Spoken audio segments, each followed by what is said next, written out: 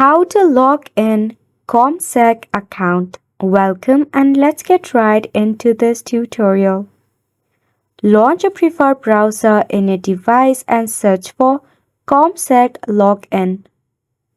Or you can just search for www.2.commsec.com. Then you'll be redirected in the login portal. Starting off, enter your client ID and your password and hit on the login button.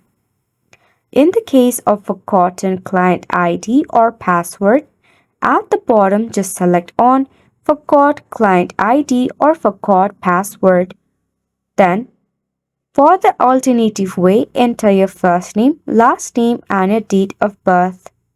Tap on Continue. After which you'll be able to log in into your account. Similarly, you can do so for your password as well, in which just enter your client ID and mobile number and hit on the Continue button. If you are new to it and you are looking to actually sign up for an account, at the bottom, tap on Join Now.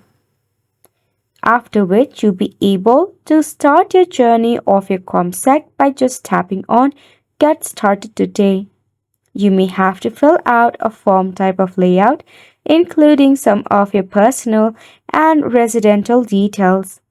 And it's a wrap for the video as well. Thank you so much for tuning in.